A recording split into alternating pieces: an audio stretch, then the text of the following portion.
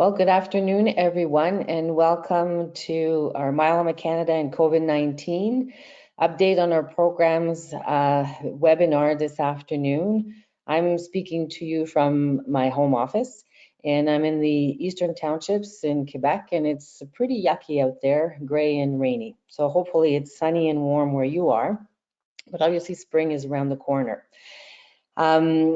Gabe, I'm going to ask you to flip the slides for me, please. Thank you. So first of all, I want to thank our sponsors, Amgen, Biting Site, Bristol Myers Squibb, Janssen, and Takeda, who are helping us during this very special time for us as an organization, for many, many Canadians and patient organizations, where we've had to flip a lot of our programs from in-person to virtual platform. If you can change, Gabe, that'd be great.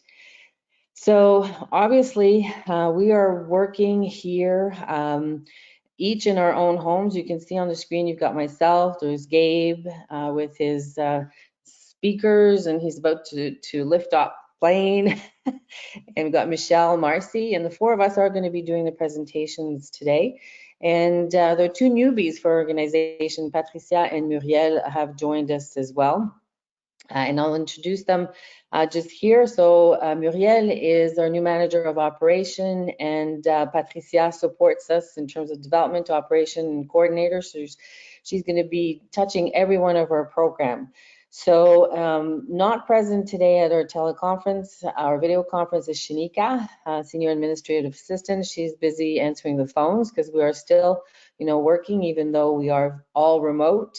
And also Jessie, who is working from home, but she'll be hosting the French webinar, which we'll have this afternoon. So obviously with COVID-19, things have changed. As you can see, most of us are working from our home, and we've had to make quite a number of changes to our program because many of them, and we do have fun. But we get really bored and don't, during our everyday, we have a call with the whole team just to put things into perspective. What are the plans? What are we doing? So that we make sure that we continue to do what we are set to do. Our mission continues every day. And we are here to support you as our patient community and make sure that the programs that we offer to you are still being offered, maybe in a different manner, through webinars or through our very recent InfoBulletin on COVID-19, which we published on a weekly basis. So we will continue to support you, and we will continue to deliver on our mission. So what we thought we would do today is go over our different pillars, which is education, advocacy, community, empowerment, and research, and give you a little bit of sense of what we are doing and what we have done in the last little while and what we will continue to do between now and the end of the year. So I'm going to turn it over to Gabrielle Colasurdo, who will be speaking to you about education, and after that Marcy will be covering the awareness. I will come back around to speak to you about advocacy. Michelle will talk to you about empowerment, and Gabrielle will close with research. So over to you, Gabe. Thank you, Martine. Hi, everyone. I'm happy to be here to present the education pillar. I'll also be presenting some later in the talk, the research pillar. So before we get started, for those of you who have been on our webinars before, you know how to ask questions. But for those who are new, to ask questions in your GoToWebinar panel right here, you click on this little triangle, and your questions tab will open up. Once it's open up, if you type your question here, I'll receive your questions, and at the end of the webinar, we'll try to address as many of them as possible. So moving on to education. So as Martine mentioned, we are working from home. That means that all of our in-person events, our info sessions, our meet and greets, our national conference has all been either postponed or adapted to a new format. So as part of our national conference, we're going to have a lot of webinars on the topics that we promised that we would present to you. So there's that. And we'll also be covering some topics such as wellness and advocacy and cannabis and sexuality and stuff like that. So we're just getting all the presenters organized so that we can announce those talks to you in the near future. So all of our webinars, they're all available on our website, myeloma.ca, or from our YouTube channel. You can subscribe either to our YouTube channel. Every time you get every time we upload a new video, you will receive a notification. And you could also, by joining our newsletter on our website, that's another way that you can get announcements on webinars. So here's the information right there. So up to now, these are the topics we've done. We've had a research update, and we've had the webinars on oral health and side effects, and there's more to come. On a newly diagnosed myeloma, on our patient advisory council, relaxation and stretching techniques, and much more. We'll also have a patient advocate talk to us about what it's like living with myeloma for 25 years. So as I mentioned, on our YouTube channel, when you search Myeloma Canada, you can click on the subscribe button here and you'll get those notifications. From our website, on resources, on the tab on the top, you click on that, a menu will open up and you just click on educational videos, and then you'll be redirected to our YouTube channel. So one of the things that I'm primarily responsible for on Myeloma Canada is the educational publications. And so this is a list of all of our publications thus far. We're working on some more, such as managing pain and fatigue, and MGUS and smoldering myeloma. As you all know, these are conditions that every myeloma patient at some point in their life had. Maybe they weren't aware of it, but the science does say that it starts off at that stage. And we'll also be working on the financial implications of living with myeloma later this year. So all of these are available on our website on the resources tab, and you can order hard copies by emailing us. For now, since we're working from home, we have no way of shipping them to you, but they're freely available on our website. You can download them, and as soon as we get the go-ahead to go back to the office and life resumes as normal, we'll continue to ship those out to you. We also have educational videos. So these are all on our YouTube channel. We have videos that basically come from questions that you've submitted to us in the past that we weren't able to answer at some of our events, and so we got some of our doctors together to be able to answer those questions for you. And so they're about a minute or two clips right here that you could get some answers to some of your frequently asked questions. Educational whiteboard videos. We have 4 or 5 of them on our website. What's myeloma? What's the treatment? How to and so on and so forth. And so if you're interested in learning a bit more, these are really great videos. We also have patient journey videos. So basically, we have some patients here that have told us their story and how they've been diagnosed and so on and so forth. So that's also on our YouTube channel. Our website. So this is where most people go to get as much information as they can when they're newly diagnosed. And so we have a regular list of topics, but we've added a new COVID-19 section here. So what's COVID-19, about COVID-19 in Canada, what are the preventative measures you can take, and news and updates. As we learn more and more about COVID-19, we try to give you that updates and news on that. And so on the top of our website, we have a special little COVID button there that you can click.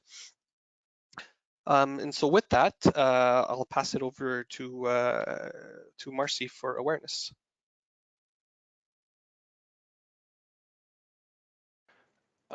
Sorry. Dave?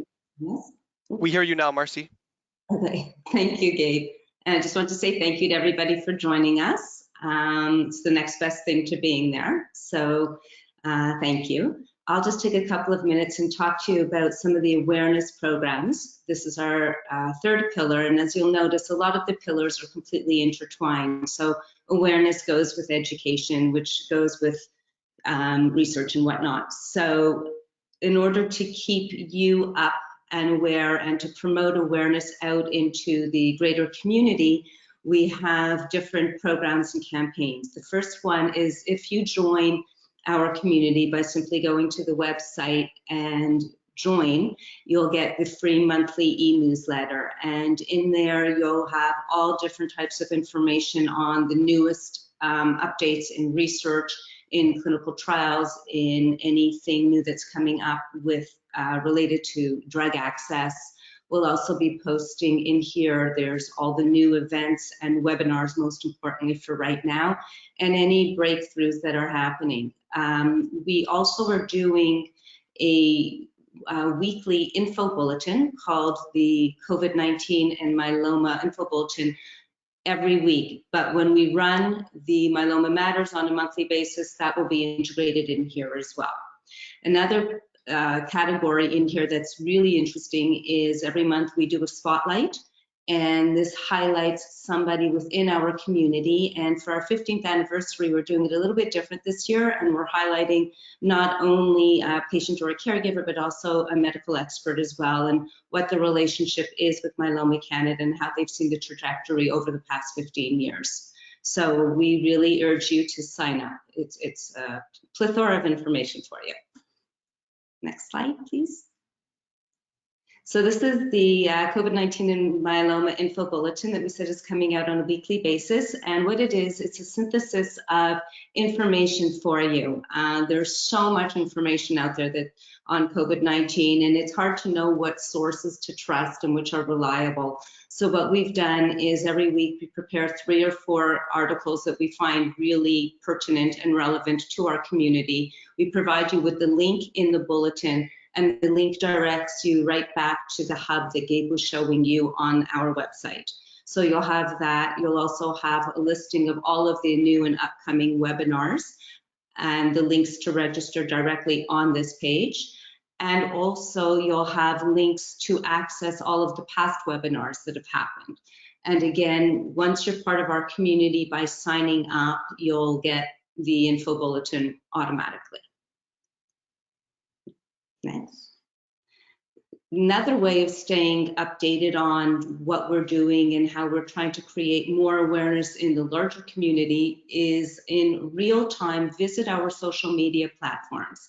So all you need to do is, if you have a Facebook account, a Twitter account, go on there, type in Myeloma Canada and join us, follow us, and you'll get the most updated real-time tweets and postings that we find, whether it's something that we have or something that we're curating and sharing to you.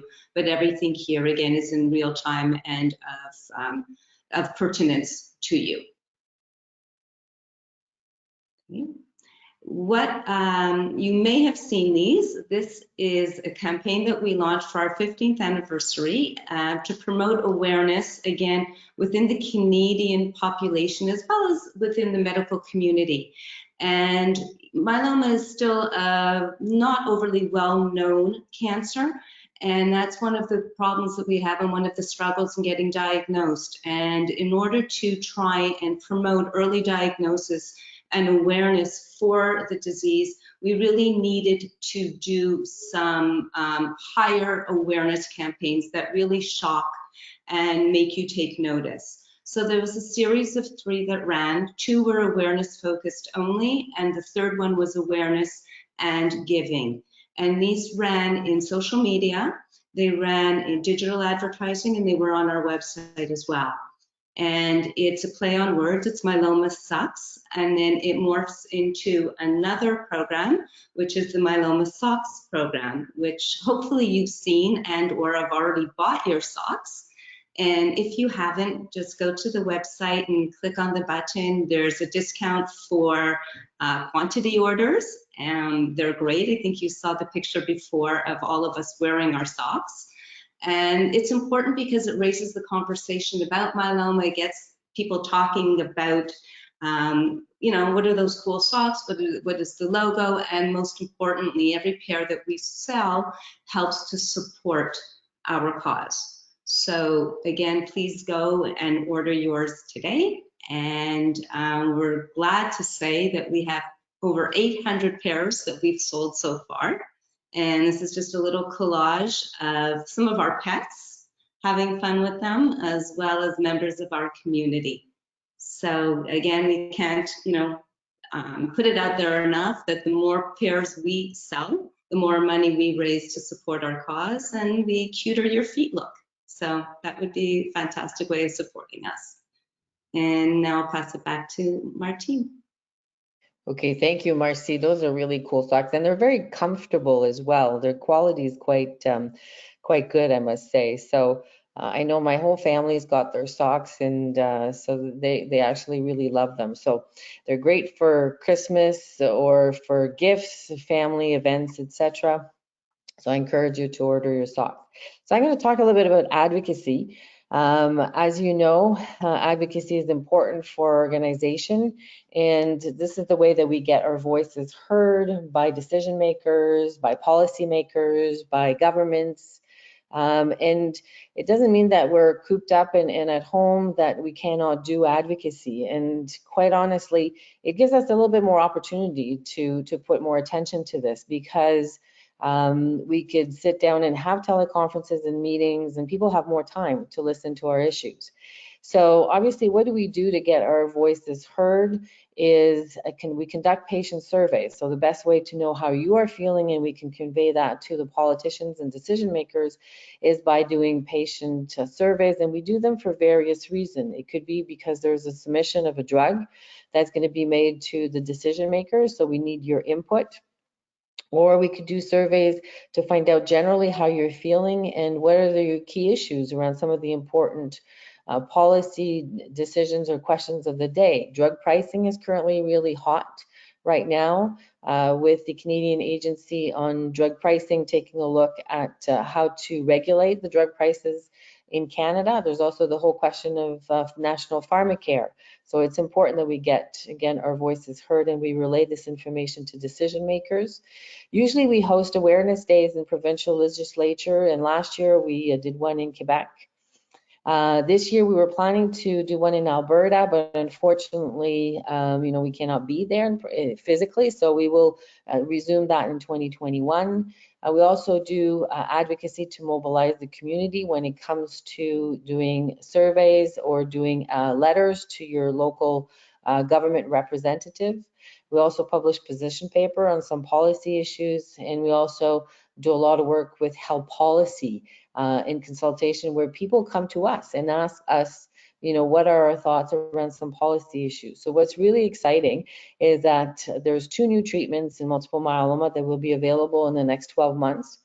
One of them is in line extension for daratumumab. Instead of being IV, it will be made available subcutaneously. So the injections will go from, hours to a mere few minutes, which I think will be very exciting for patient. It doesn't mean that you're not going to spend, as much time at the hospital. You still have to go for your other treatment-related, events. But obviously, the daratumumab infusion will be a lot shorter. There's also a new product called isatuximab, which will be launched in the next 12 months, which is very similar to daratumumab.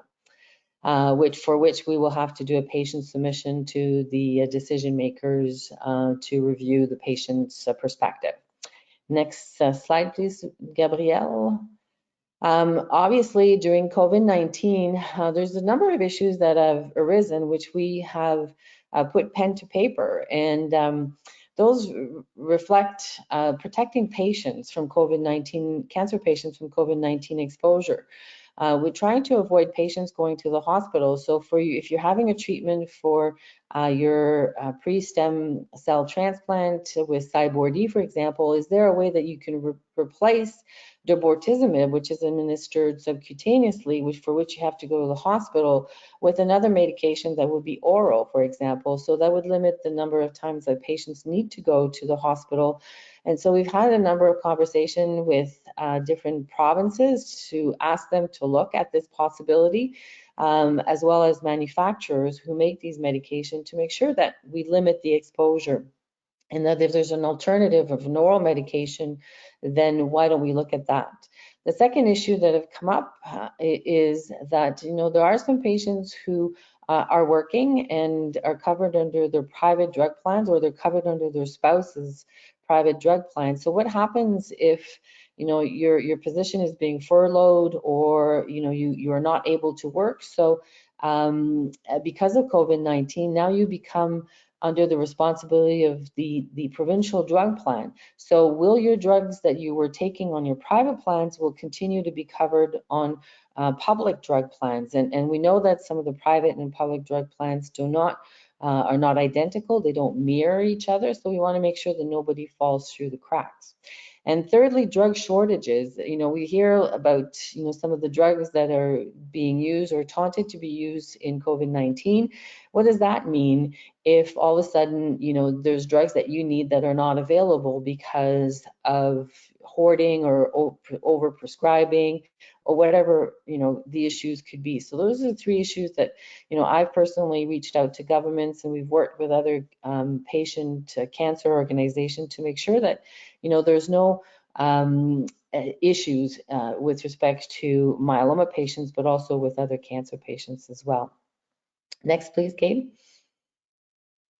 We also are working on a new navigation tool, which will be available on our website. And this tool will look at all updated information with respect to access to myeloma drugs. So let's say you live in Ontario and your physician has prescribed a drug regimen, but you don't know if it's covered under the Ontario drug plan, or you maybe look at options for you and sort of planning your course of therapy. You'll be able to go on our website and just click on the province that you live in, and you will see what drugs are available or funded that you could potentially, you know, have access to. Or alternatively, if your discussions with your clinician, you're looking at, you know, a particular drug, you can go and look directly onto the map and see if it's available or not on your province. So we will also have the list of, you know, the different drugs, but also the different indications, because we know that, you know, especially in myeloma, there's drugs that could be approved for first line, second line, or third line in combination with other drugs.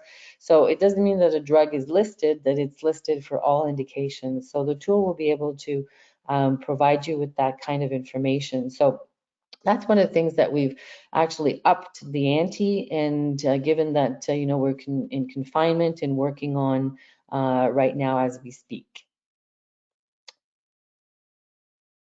And then over to Michelle for empowerment.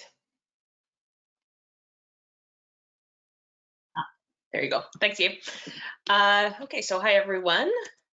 Maybe, Gabe, if you want to just switch over slides. There we go. So Myeloma Canada, we work with a network of 44 support groups in all 10 provinces across the country. We've had quite recently, I'd say in the last 2 or 3 years or so, quite a big boom in the number of support groups available in our community. I think we were at somewhere around 25 and now up to 44. So if you're looking to get connected with any of these support groups, each of them have a web page on our main website. So you would basically just go to myeloma.ca. At the top tab, there's a link for Find Support. And then under there, you can just find a support group, and then there'll be a map just like this one, or a drop-down tool where you can search for the city nearest you. All the support group leaders have their information, contact information there that you can reach out to them directly. And next slide. Now, obviously, there's no in-person support group meetings happening at the time for the time being. However, knowing this, we've decided that we would provide solutions for all of our support group leaders so that they can meet virtually. So we got some licenses on the Zoom platform and provided training to all of our leaders. And they've been reaching out to their members and setting up virtual meetings, and it's been a huge success. I think we probably had over 60 to 70 meetings booked so far through this platform, so that's been wonderful. If you are looking to join one of these meetings and you haven't been in contact with any of the leaders, just feel free to reach out to me and I can connect you with the right person or the right leader who may be leading that meeting. So my email is moana@myeloma.ca. So moana@myeloma.ca, or you can write to us at contact@myeloma.ca and we'll get you connected. The other thing we've done is we've also provided trainings on how to start your own virtual Facebook page, Facebook group for all of our support groups. So many groups, whether they're connecting through Zoom or phone call, now have the opportunity to also connect through a Facebook group. We at Myeloma Canada also have 3 virtual support groups that were launched in 2018, basically out of a need for young patients and caregivers wanting to get together and connect with each other. And seeing what an overnight success that was, we've decided to open 2 new groups. So one for for all patients and caregivers, and another one uniquely for support groups. Caregivers. Now, the beauty about this is that they're closed groups, so you have to request access to join the group. So the information that's posted there is not public. It also breaks down any geographical barriers, so anybody from St. John's, Newfoundland, all the way to Nanaimo, BC, and anywhere in between can connect. And Facebook also has an auto translate option. So if we have, you basically speaking any language that is not your own or that you understand, there's an option right underneath the post that would say auto translate, and then it would allow you to connect with people who speak different languages. Now, it's not perfect, but it's good enough that you can generally get a good conversation going, even if you don't understand that particular language. Now, if you want to join these groups, you just basically, again, go to myeloma.ca, click on Find Support, and then under that tab, there'll be a link for virtual support groups. Then you just choose the one that is right for you and then request access to join. Next. There we go. Also going to briefly introduce you to our Myeloma Canada Patient Advisory Council. They will also be hosting a webinar next week where you'll be able to ask them all kinds of questions and connect with your local representatives. So their webinar is on Thursday, May 7th from 1 p.m. to 2 p.m. Eastern Standard Time.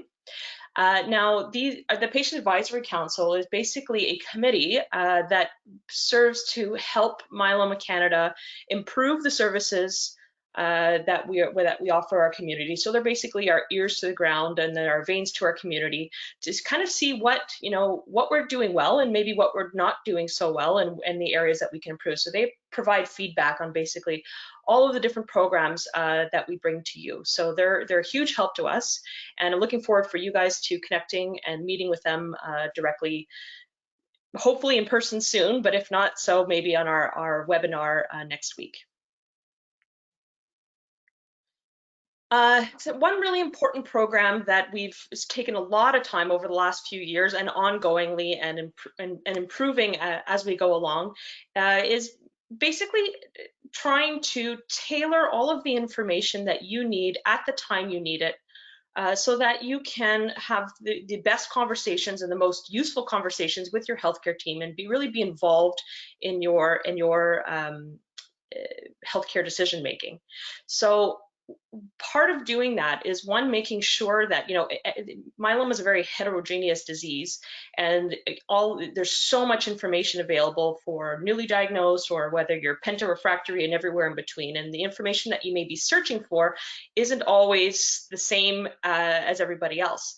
So what we tried to do is, the first thing was tailor our web navigation so that you can get the right information in snippets at that time. So you see that little box that's circled on our website there. It says I am, and then you can click on the scenario that best represents where you are at that moment, and then it will shrink down our menu to basically information that will be relevant to you at that time. The next one. The next thing we did was we created a personal clinical trial finder. Now, there is a government website in the US called clinicaltrials.gov, and this basically houses hundreds of thousands of clinical trials from all over the world and in every type of disease group. And searching through that sometimes can be really challenging. It's kind of like reading the Rosetta Stone. So what we've done is we've created a search engine specific to myeloma only and specific to Canada, and we've pared down the information into bite sizes so that it's very easy to understand and navigate through. So it's important to understand that we don't populate this ourselves, but we are basically just shrinking down the available information to you so that you can search through it yourselves.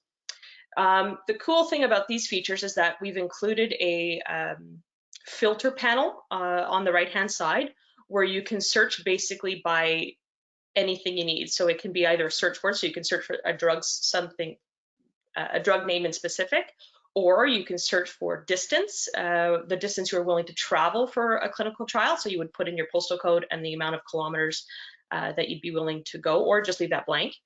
You can, by disease stage, by study phase, and then you just click submit, and then it will give you all of the clinical trials that are open within your criteria. Now, if there is a clinical trial that you are interested in, but it's not yet recruiting, there is an option at the top of the page to sign up for alerts. So you would just enter your email there and then click submit. And then as soon as that clinical trial does become available, you will get a notification. Now, it is important to note that if you are working on an iPad or an iPhone, that filter panel is no longer on the right-hand side of the screen, just based on real estate of the screen. It'll drop to the bottom. So when you go to the actual site, you would just scroll all the way down, and then you'll find the filter panel there. Now, to get to the clinical trial finder, again, super easy, myeloma.ca under research, and then there's a link for find clinical trials, and it'll bring you right to this page. Now, another important program that we launched as of last year, and we're just getting ready to launch actually a second phase or some improvements to the application, is our Myeloma Monitor disease management app. So basically, this is a downloadable app that you would get from your app store that would live on the device that you're using. So it's important to know that it's not a cloud-based app. So it's completely private and will only live on your computer or on your phone or on your iPad. And this is basically an app that will help you track everything you need to related to your disease. So that's from all of your blood tests. You can track your appointments, your quality of life, if you're tracking your vitals, and you can look at trends. You can, any comments, questions, contacts, absolutely everything you need all in one spot. So we all know, trying to keep track of all of these things, and we've got files everywhere and Excel spreadsheets and folders. So this is really kind of a centralized tool to be able to put it all in one place and basically help you to organize your thoughts and your questions, and help you sort of map out where to go in the future and have some really interesting conversations with your healthcare team.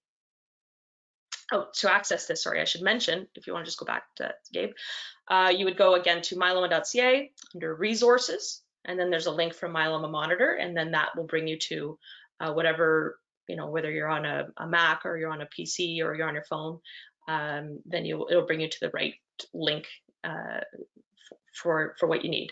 You can also just go directly to your app store if you're on a phone or an iPad and just type in Myeloma Monitor and the app will come up. It is free. Okay. Now, the latest thing that we've done, and we're really, really proud of this program, it is an award-winning program that we won in 2019, is called the My Life, My Myeloma Online Resource Center. So this is basically a center that will allow you to have the best possible conversations, ask the right questions, and help you better manage your own myeloma. Again, as we mentioned earlier, it is a very heterogeneous disease and everyone's situation is completely different. So how do you get the most out of your appointments with your doctor and set yourself up on the right path? So one of the links that you'll find there is, let's say you're newly diagnosed or you're experiencing a relapse, there's a section for discussion guides that you can print out and bring with you to and prepare in advance and bring with you to your appointments with your doctor. And it'll help you basically, plan and ask the right questions that you may not have thought to ask previously. So for example, I'm being prescribed a drug today, and now what would happen to access to drugs in the future? Does that change anything for me if I take this drug today? So you may not have thought of asking that, but it is an important question to ask, especially in our Canadian climate where drug access is not always equal across the provinces. Now you've come home from your appointment and the doctor's prescribed you with choice A or choice B, and you've got a difficult decision to make. How do you walk yourself through that decision? So we've created another tool called the decision-making tool, where you can walk through it online or print it out and write it out yourself. Thank you, Gabe. And that will basically, it's kind of an expanded version of a pros and cons list. So it's really, again, to help you organize your thoughts and walk you through the decision as to what's best for you at that moment.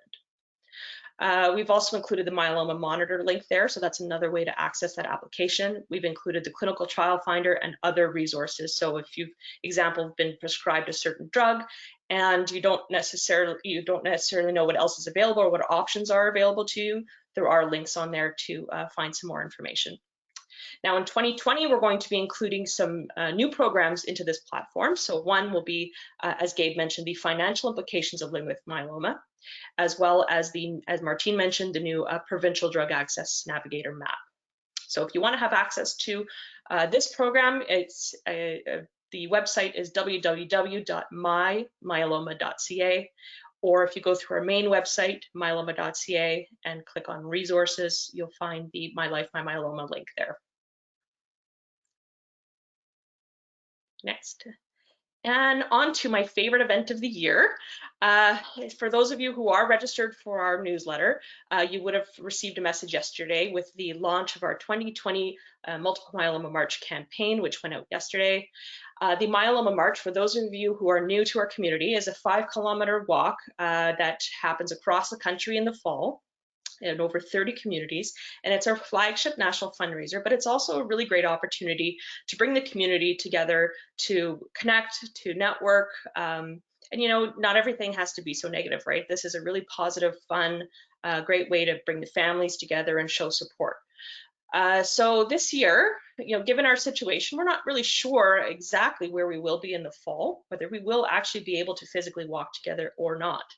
But, you know, out of, you know, thinking about these challenges, it actually helped us to improve the platform for this year and going forward. So we've introduced a new personal distance tracker to the website.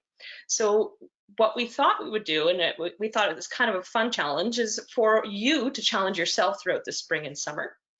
And so once you register, you can basically set up any challenge you may have. And there's in the participant center where you register, you can set your goal, and then you can update it regularly and let your supporters know how you're doing along the way. So for example, myself, I've challenged myself to walk a minimum of 3 kilometers per day as of April 1st all the way until September 20th, which is the scheduled date of the Montreal Multiple Myeloma March, which is where I live. And so that gives me a total of 519 kilometers. And if I lay that out in distance, that's basically the distance between Montreal and Toronto. So my colleague Jessie, for example, really enjoys cycling. So she's going to create herself a cycling challenge in kilometers as well. And so we are, you know, if you like running, take up running. If you like swimming, take up swimming. Really the options are endless, and it's really an opportunity for us to stay active, stay positive, get outside, get moving throughout the summer, and not limit it just to the 5 kilometers this fall. So really encourage you to get involved, get your families involved, get your friends involved. You just go to myelomamarch.ca. If you need some help registering, there's an FAQ section there, and there's steps on how to get you registered and how to update this distance goal tracker. And I think that's it for me. And I'll pass it off to Gabe. Yeah. Thanks, Michelle. So I'm going to finish off with the research pillar. And so we'll start off by talking about our Myeloma Canada Scientific Roundtable. So this is an annual meeting that the Myeloma Canada organizes. And the idea is to get as many people together as possible when it comes to myeloma research and to allow them to collaborate. So who do we invite? We invite Canada's top experts from coast to coast. So this year at the roundtable, we had about 120 people, and we had representation from every province in Canada. So we had at least one doctor from one myeloma specialist from each province. With them in the room, we also invite scientists and clinicians either from the USA or Europe to share their insights or to share their research when it comes to myeloma. For the first time this year, we also invited clinical trial research nurses. Clinical trial research nurses are there during all the clinical trials. They you know, they're probably the ones that you're most in contact with, and so their feedback and their input is definitely key to when it comes to having a meeting like this. the main idea here is to really think about and collaborate about clinical trials that are made in Canada, clinical trials that are happening in Canada in our backyard, so that we have a good representation of of what the treatment is like in our backyard in Canada. When it comes to later drug approvals, having had studies in Canada helps. And so the main idea is to really be a catalyst to get everyone together and to be able to share and discuss. In the room, we also invite our research partners. Of course, they have some exciting new drugs or molecules that they're doing tests on preclinically, and we want to know ahead of time, what's coming out, what could we possibly be able to offer in clinical trials, and so we try to catalyze that with all of the myeloma experts in Canada. The Myeloma Canada Patient Advisory Council is also in the room. Of course, without the patient voice, all of this, the patient voice really helps bonify how we run clinical trials. Sometimes when you don't have the patient perspectives, you can maybe think about a trial that maybe might not be so convenient from a standpoint of having to go to the hospital multiple times. And so during this discussion, the patients are happy, their feedback is welcomed from that perspective, as well as many other types of perspectives on the clinical trial design. This year, also for the first time, we had CADITH P-Coder. So this is the organization in Canada which either recommends a drug for reimbursement or not to the specific provinces after it's Health Canada approved. And so having them there and being able to discuss with them and to get feedback from them is also important for everybody in attendance. Next, over the years, Myeloma Canada has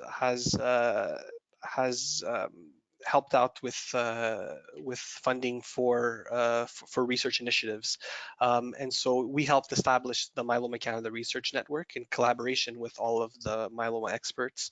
We also contributed to 2 university research chairs, one in Toronto and one in Montreal.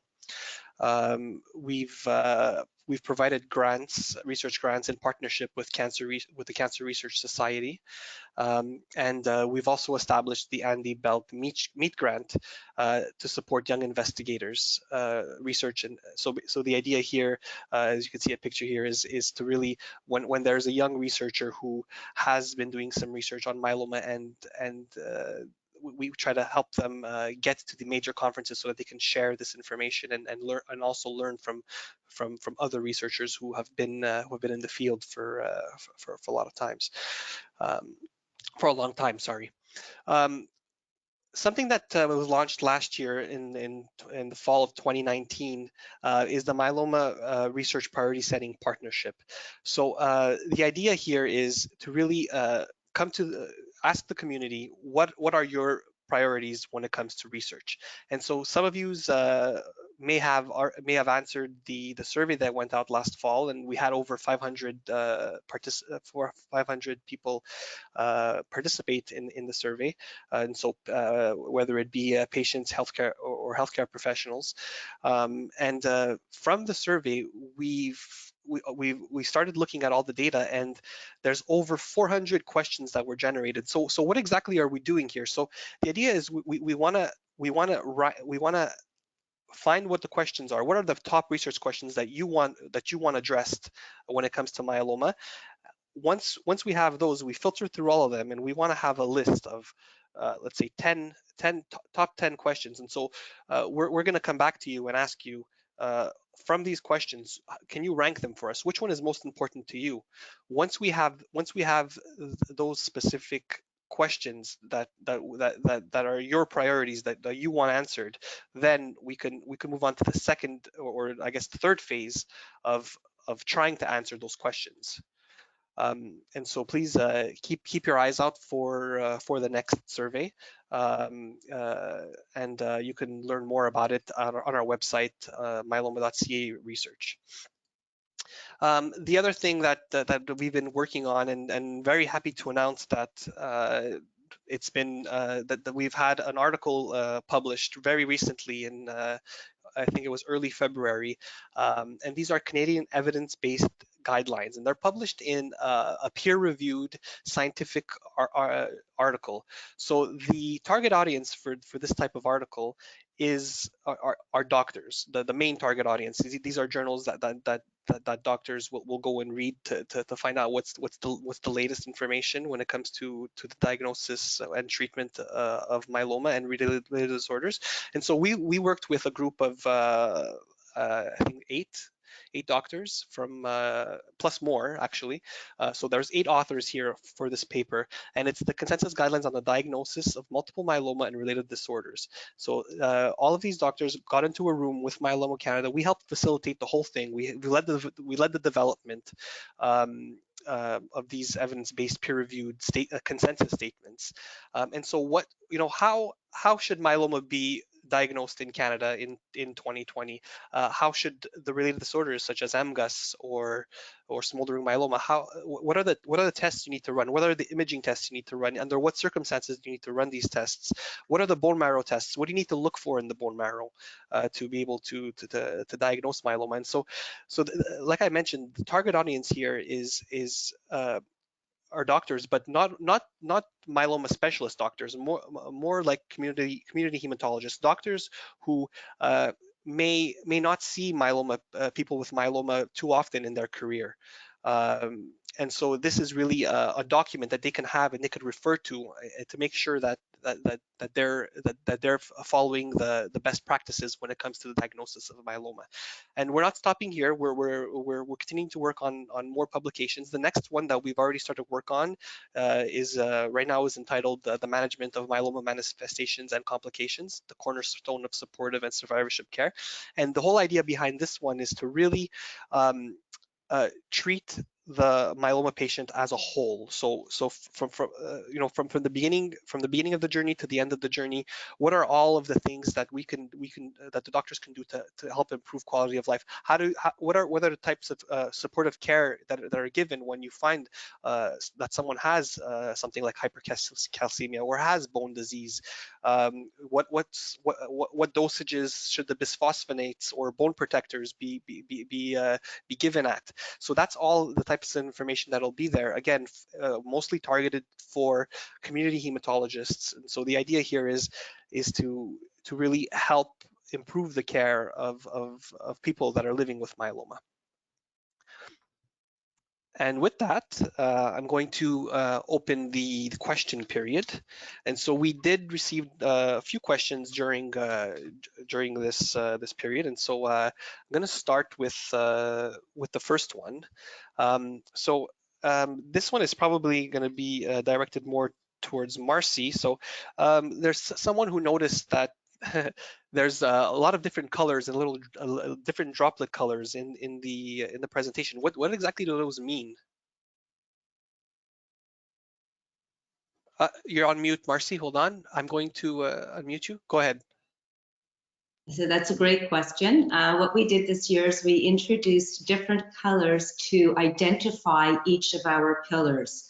So they're very subtle, and let's say, you're looking at a correspondence or a message that we send you and it has some blue droplets, then blue corresponds to education, and anything that we'll be sending out that has that is pertaining to education will be branded with the blue. Orange is for community empowerment. There's a coral color for awareness, and so on. So they're just little subtle reminders of which pillar. And again, as I said before, the pillars overlap, and so sometimes it's not overly obvious as to which color to attribute them to, but it's really whichever program, event, or type of information that we're providing you with, what the dominant pillar would be. Okay, thank you.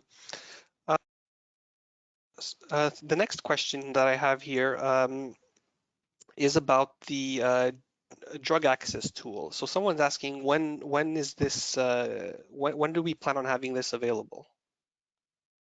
I can speak to that. Okay. Oh, sorry, Martine. No, go for it. Go, Michelle. Yeah, we're hoping to get, we're in progress right now. We're just building the structure of it. So it should be ready to go likely mid-June, if not beginning of July. And if I may add, if you have questions about access to drugs, just give me a call or send me an email. You can find the information on our website. I'm more than happy to answer the question. And obviously, this is going to be a tool that's going to be in all continuous updating. As we know, drug coverage does change. So please make sure that you come back, often to it once it's available. Okay, thank you. Thanks, Michelle and Martine. The next question I have here is, are clinical trials still going on during the pandemic? So, do you want to answer that one, or do you want me to? Go ahead. I'm just going to start getting the next question Okay. ready.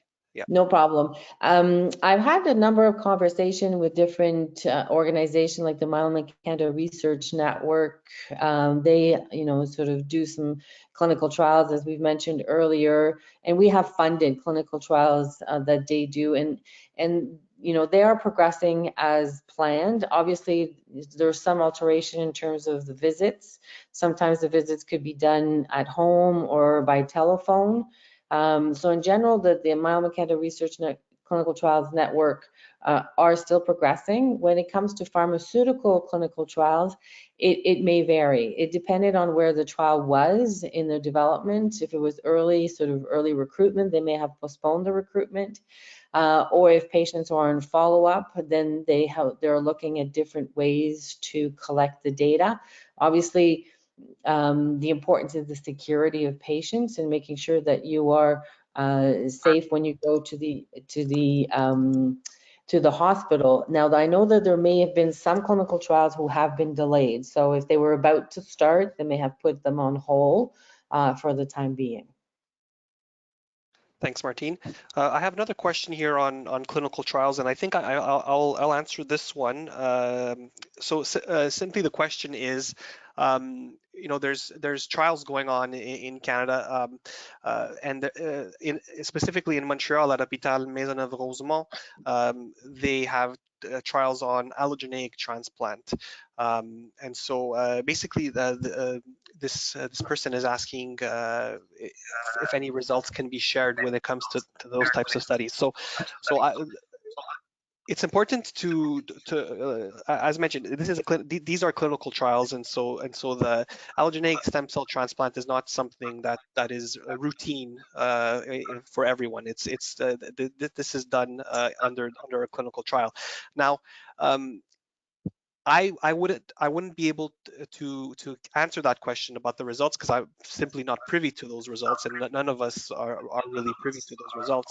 But what I can tell you is that we will have some presenters in future webinars. One next week with Dr. Leblanc from Maisonneuve-Rosemont, and this is definitely a question that we could ask him during that webinar. If he can share any insights when it comes to allogeneic transplant and how the study is going thus far, if he's able to share that kind of information. Later in the year, probably end of June-ish, we will be having another webinar on research updates, and so our French webinar, we will have someone from Hôpital Maisonneuve-Rosemont give that update, and so that's another opportunity that we'll have to get more information about that.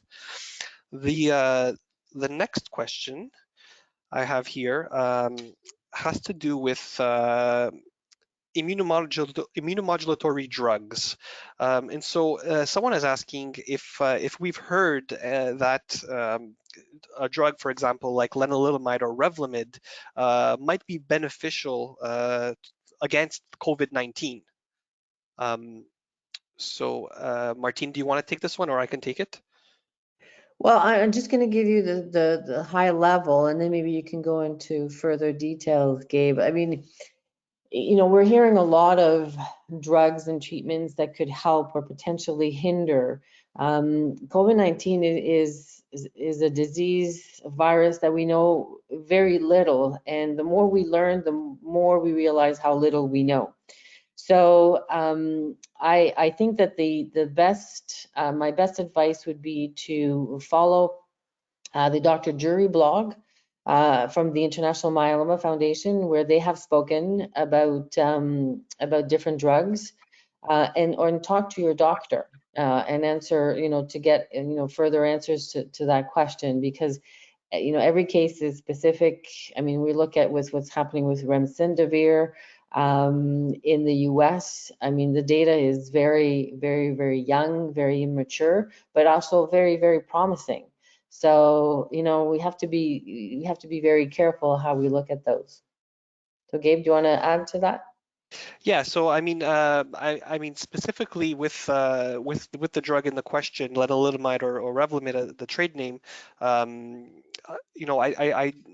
I don't think I've seen anything. I don't think I've seen any clinical trials that in COVID-19 that they're looking at that. But there are some myeloma therapies that are being examined in clinical trials. And so selinexor, for example, from one of our partners, Karyopharm, they have a drug. That drug is being investigated as a possible treatment for COVID-19. Whether it's working or not, it's hard to say. That the study has to go through. For the data has to be calculated and analyzed to see if there's a benefit to that. Recently, I'm sure you've heard there's another drug, tocilizumab, which is not exactly used for the treatment of myeloma, but it's used as a prophylaxis, kind of a protection during something like CAR T cell therapy, where you have these reactions, these immune reactions that your body goes through called cytokine storm. And so basically, it's your body basically attacking a disease or an infection very aggressively, and it causes lots of inflammation in the body. And so this is a drug that's used, that's given during the process of CAR T cell therapy to help the person recover from this. And so there's there's some good data that's coming out of that. Of course, it's still too early to say if it's an actual treatment for COVID-19, but time will tell. I know it's hard because everyone wants to know and everyone wants this to be finished with, but the last thing that the doctors want to do is give a drug that's going to cause harm. You want to do more good than harm, and that's the point of taking your time and being able to analyze the results. The next question I have here has to do with, I think this is a good one for Michelle. Michelle, someone noticed on your on the support group maps there were some gray dots on there. What do those gray dots represent? Oh, that's a good question. Thanks for pointing that out. It's actually an older map. We need to update that. So those were the support groups at the time that were forming and that had not yet formed, but since then have formed. So to get a most accurate list of all the support groups that are available, I would go to our website, myeloma.ca, again, under Find Support, and all of the active support groups are listed there. So, Michelle, I should mention that once our, our COVID at-home situation is over, there are a few new support groups that will be on the horizon that have planned to start kickoff meetings with a meet and greet that we've had to put on hold for now. And those ones include Newmarket, they include Niagara, and Drummondville. I think those are the three that I had, and Moncton, in Moncton, New Brunswick. So basically, if there's anybody from those regions here that would like to be involved, then they would contact you. Yeah, absolutely. I can point. We can always get a Zoom meeting kicked off in those areas, but the in-person meet will obviously be postponed until we can. So I just want to add, if there are people on on the call today who are interested in starting a support group and they don't have one in your region, we're more than happy to work with you to get one kicked off. Absolutely. Awesome. So we're almost at the end of time, but I mean, we have just a few more questions. Is everyone okay just to stay on just for a few more minutes? As I mentioned, this is recorded, so if you have to leave, then we'll be sent. There's going to be a link on our YouTube channel to get any answers to the questions that we're going to go through over right now. And so this again, Michelle, is for you. It's about the Multiple Myeloma March, and so there's a few questions, and I'll list all 3 questions, and maybe you can go through them. So the first one is, can you participate without having a team? The second question is, do you need to use a distance tracker, or can you just participate as you usually do?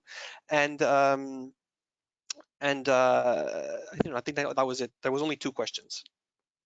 Yeah, so there's a couple of ways to register. So you can register as an individual participant, so you don't have to be part of a team, or you can register a new team and become the team, and you become the team captain, and you would be responsible for your team. And then, or you can be a team member. So if there is like, let's say your sister is the team captain, I can join her team. So there's 3 different ways of participating in the event. Should you not want to participate at all, but just want to make a contribution, then there is links there just to simply make a donation as well. The distance tracker is completely 100% optional. Even the participant center is completely optional as well. So you can use it to its full benefit. It obviously makes it a little bit more fun. Then you write your story in there and, keep people engaged and active. But otherwise, it's, you definitely don't have to use that at all. It's just a kind of a nice way to kind of, expand the event or expand the challenge past the 5 kilometers this fall. And if we are able to walk together this fall, it's really only going to help us add to our challenge. And I know I did receive a couple of questions of people asking if, what happens if there is no march in their community? How can they participate? So we do actually have a virtual city option. So when you go to register and you go and find cities, and if you see that your city is not there, there is one called virtual. So you can sign up for that one and participate in the exact same way in any other community would. And then, maybe you make a different challenge for yourself with your family. Maybe you guys decide at the end of the year that once this is all over, then you'll meet up for your own march in your area. And Gabe, did I miss something there in that one of the questions? No, I think that was it. The distance tracker and without participating without a team. Those were the 2 questions. Great. Michelle, just a question for you. Can you combine different activities? So let's say I form a team, and it's Team Bromont, where I live, and there's a lot of people who cycle in my community and who walk and who jog. So can we combine the team, the types of movement and distance? Sure, absolutely. Why not?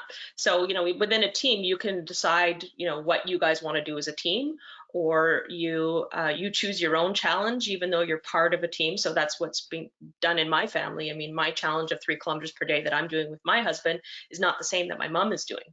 And the beauty of this is that what we can do along the way is Myeloma Canada has the ability to track overall the amount of kilometers that were traveled from all of our communities. So we'll be able to actually get together and count the amount of kilometers each and every one of us have taken. Wow, Let's that's see if cool. we can walk the distance of Canada. I like that challenge. Okay, so thanks, Michelle.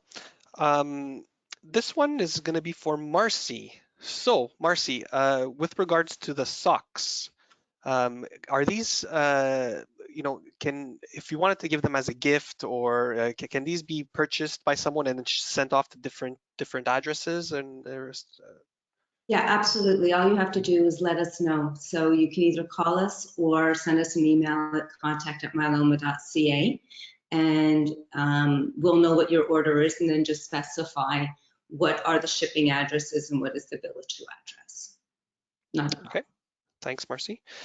So this question here is for me, and I just realized I guess I should clarify. So the question is, are the guidelines that I talked about at the end are they can they be made available to general practitioners or family doctors? And so I know I did mention that the target audience are community hematologists, but the truth is that the target audience is anybody who's interested or anybody that wants to know more. So that includes general practitioners, that it includes nurses, it includes pharmacists.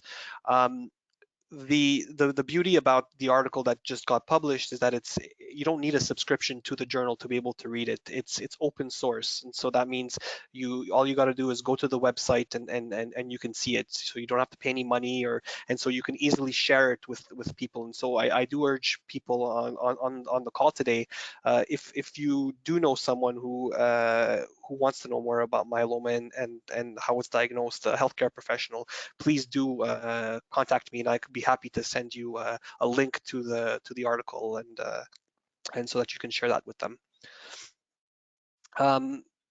A question here that just came in, and so has there been a backlog of shipments with the socks? Someone who ordered socks and who did not receive any.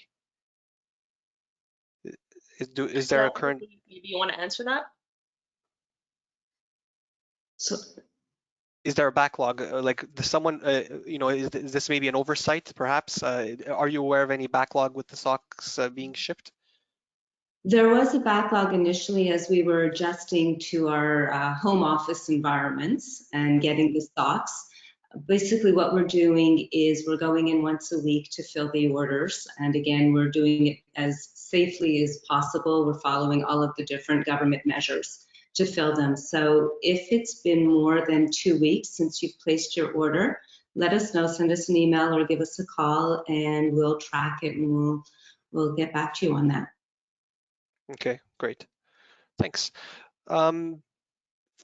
So I don't have any new questions right now, and so if there's no other comments right now, I will end the webinar. So thank you everyone for coming and joining us. Martine, Michelle, Marcy, Patricia, and Muriel. Thank you and thank you to everyone who attended and who stayed here with us. We still have quite a few people who are on the line with us, and so I wish you all a great afternoon and evening, and we hope to speak to you soon. Thanks. Bye. Bye.